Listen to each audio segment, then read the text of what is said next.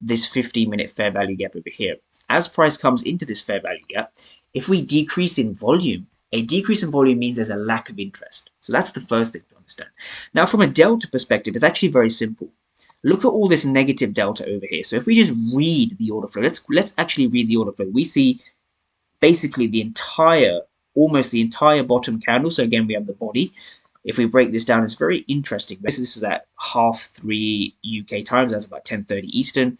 We had this large wick over here. But when we dive into this wick, what we actually see is that the majority of the volume was on the top half of the candle, and the majority of the second half of the wick, the lower half of the wick, correspond to a lot of aggressive selling.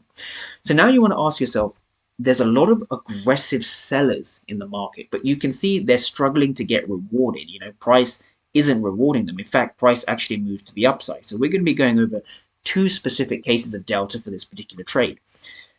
Now, we understand here the market over here, the delta is all negative. If we read the numbers, we see 717 for 422, right? Then we see 72 for 8, we see 241 for 4, we see 299 for 7. So what we're seeing, we see again 203 for 0.